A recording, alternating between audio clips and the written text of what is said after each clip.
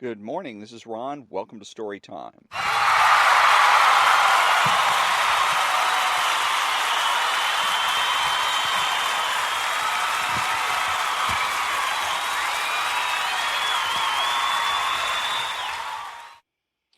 And again, welcome to Story Time. This is Sunday, July the 30th, and I am reading from the 48 Laws of Power by Robert Greene. And today we're going to be covering Law 27, Play on People's Need to Believe to Create a Cult-like Following.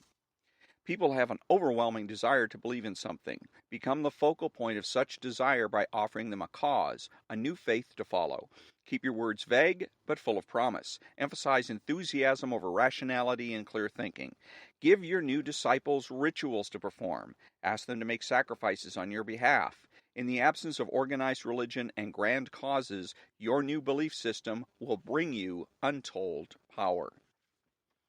The Science of Charlatanism, or How to Create a Cult in 5 Easy Steps. In searching, as you must, for the methods that will gain you the most power for the least effort, you will find the creation of a cult-like following one of the most effective. Having a large following opens up all sorts of possibilities for deception. Not only will your followers worship you, they will defend you from your enemies and will voluntarily take on the work of enticing others to join your fledgling cult. This kind of power will lift you to another realm. You will no longer have to struggle or use subterfuge to enforce your will. You are adored and can do no wrong. You might think it a gargantuan task to create such a following, but in fact, it is fairly simple. As humans, we have a desperate need to believe in something, anything. This makes us eminently gullible. We simply cannot endure long periods of doubt or the emptiness that comes from a lack of something to believe in. Dangle in front of us some new cause, elixir, get-rich-quick scheme, or the latest technological trend or art movement, and we leap from the water as one to take the bait. Look at history. The chronicles of the new trends and cults that have made a mass following for themselves could fill a library. After a few centuries, a few decades, a few years, a few months, they generally look ridiculous. But at the time, they seem so attractive, so transcendental, so divine. Always in a rush to believe in something, we will manufacture saints and faiths out of nothing. Do not let this gullibility go to waste. Make yourself the object of worship. Make people form a cult around you. The great European charlatans of the 16th and 17th centuries mastered the art of cult making. They lived, as we do now, in a time of transformation. Organized religion was on the wane, science on the rise. People were desperate to rally around a new cause or faith. The charlatans had begun by peddling health elixirs and alchemic shortcuts to wealth. Moving quickly from town to town, they originally focused on small groups, until, by accident, they stumbled on a truth of human nature. The larger the group they gathered around themselves, the easier it was to deceive. The charlatan would station himself on a high wooden platform, and crowds would swarm around him. In a group setting, people were more emotional, less able to reason. Had the charlatan spoken to them individually, they might have found him ridiculous. But lost in a crowd, they got caught up in a communal mood of rapt attention. It became impossible for them to find the distance to be skeptical. Any deficiencies in the charlatan's ideas were hidden by the zeal of the mass. Passion and enthusiasm swept through the crowd like a contagion, and they reacted violently to anyone who dared to spread a seed of doubt.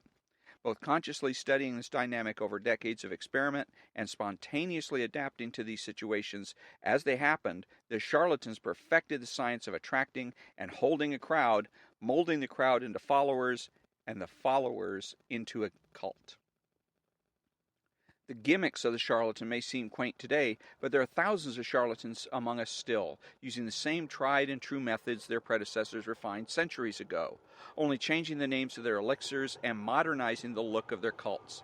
We find these latter-day charlatans in all arenas of life: business, fashion, politics, art. Many of them, perhaps, are following in the charlatan tradition without having any knowledge of its history. But you can be more systematic and deliberate. Simply follow the 5 steps of cult making that our charlatan ancestors perfected over the years. Step 1. Keep it vague, keep it simple. To create a cult, you must first attract attention.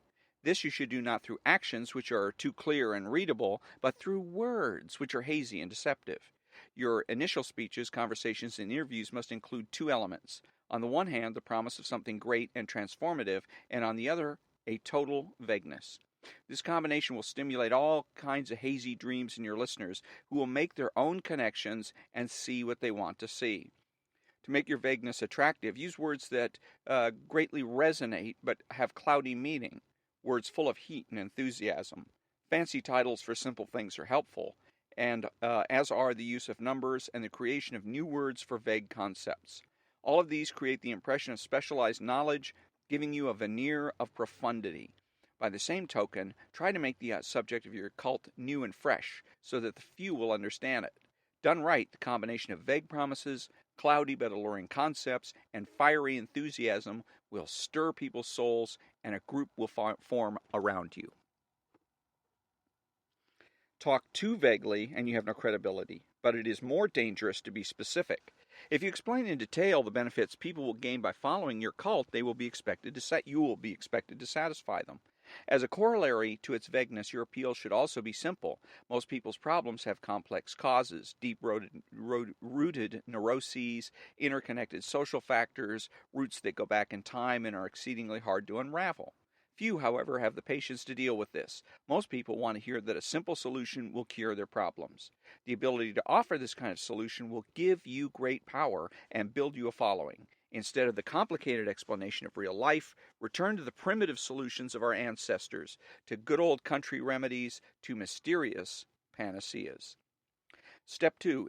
Emphasize the visual and sensual over the intellectual. Once people have begun to gather around you, two dangers will present themselves: boredom and skepticism.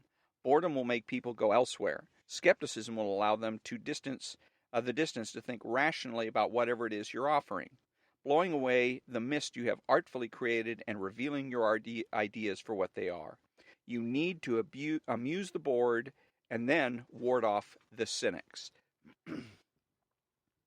The best way to do this is through theater or other devices of its kind. Surround yourself with luxury, dazzle your followers with visual splendor, fill their eyes with spectacle. Not only will this keep them from seeing the ridiculousness of your ideas, the holes in your belief system, it will also attract more attention, more followers. Appeal to all the senses. Use incense for scent, soothing music for hearing, colorful charts and graphs for the eye. You might even tickle the mind, perhaps by using new technological gadgets to give your cult a pseudo-scientific veneer, as long as you do not make anyone really think. Use the exotic, distant cultures, strange customs to create theatrical effects and to make the most banal and ordinary affairs seem signs of something extraordinary. Borrow the form of organized religion to structure the group. Your cult-like following is growing. It is time to organize it. Find a way both elevating and comforting. Organized religions have long held unquestioned authority for large numbers of people and continue to do so in our supposedly secular age. And even if the religion itself has faded some, its forms still resonate with power. The lofty and holy associations of organized religion can be endlessly exploited. Create rituals for your followers. Organize them into a hierarchy, ranking them in grades of sanctity and giving them names and titles that resound with religious overtones. Ask them for sacrifices that will fill your coffers and increase your power.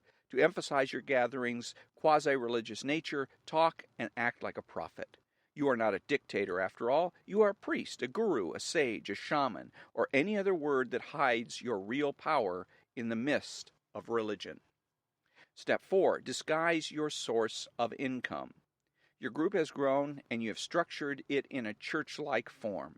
Your coffers are beginning to fill with your followers' money, yet you must never be seen as hungry for money and the power it brings. It is at this moment that you must disguise the source of your income. Your followers want to believe that if they follow you, all sorts of good things will fall into their lap. By surrounding yourself with luxury, you become living proof of the soundness of your belief system. Never reveal that your wealth actually comes from your followers' pockets. Instead, make it seem to come from the truth of your methods. Followers will copy your each and every move in the belief that it will bring them the same results, and their imitative enthusiasm will blind them to the charlatan nature of your wealth. Set up an us versus them dynamic. The group is now large and thriving, a magnet attracting more and more particles. If you are not careful, though, inertia will set in, and time and boredom will demagnetize the group. To keep your followers united, you must now do what all religions and belief systems have done. Create an us versus them dynamic. First, make sure your followers believe that they are part of an exclusive club, unified by a bond of common goals. Then, to strengthen this bond, manufacture the notion of a devious enemy out to ruin you. There's a force of non-believers that will do anything to stop you. Any outsider who tries to reveal the charlatan nature of your belief system can now be described as a member of this devious force. If you have no enemies, invent one. Given a straw man to react against, your followers will tighten and cohere. They will have your cause to believe in and infidels to destroy. Okay, so now as far as reversal is concerned, one reason to create a following is that a group is often easier to deceive than the individual and turns over to you that much more power. This comes, however, with a danger. If at any moment the group sees through you, you will find yourself facing not one deceived soul, but an angry crowd that will tear you to pieces as avidly as it once followed you. Charlatans constantly face this danger and were always ready to move out of town as it inevitably became clear that their elixirs didn't work and their ideas were a sham. Too slow, and they paid with their lives. In playing with the crowd, you are playing with fire, and must constantly keep an eye out for any sparks of doubt, any enemies who will turn the crowd against you. When you play with the emotions of a crowd, you have to know how to adapt. Stunning yourself or attuning yourself instantaneously to all the moods and desires that a group will produce. Use spies, be on top of everything, and keep your bags packed. For this reason, you may often prefer to deal with people one by one. Isolating them from their normal milieu can have the same effect as putting them in a group. It makes them more prone to suggestion and intimidation. Choose the right sucker, and if he eventually sees through you, he may prove easier to escape than a crowd. And that was Law 27, and it's all about creating a cult-like following. And again, one of the things that strikes me about this chapter, like it does with a lot of other chapters, is the lack of ethics in this, and then in the whole book. There doesn't seem to be any place in which the author asserts that there is limits other than in a more pragmatic kind of way. For instance, here the limits are danger, the danger that the crowd is actually going to turn on you and tear you apart. But any moral or ethical limits, the idea that you should only go so far, use this only, maybe use this only for, I can't think of an appropriate example here, but that there should be some sort, ethically, everything has limits. There's certain things you just don't do in certain situations. And in all of these chapters, the author fails to note that. He acts as though anything goes and everything goes all the time, and is simply not true.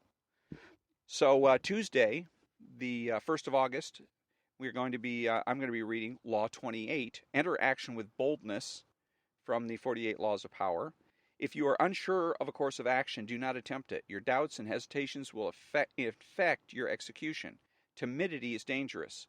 Better to enter with boldness. Any mistakes you commit through audacity are easily corrected with more audacity. Everyone admires the bold. No one honors the timid. And that'll be Law 28 of the 48 Laws of Power on Tuesday, August 1st. And until then, thank you very much for listening to me, and have a great rest of the weekend.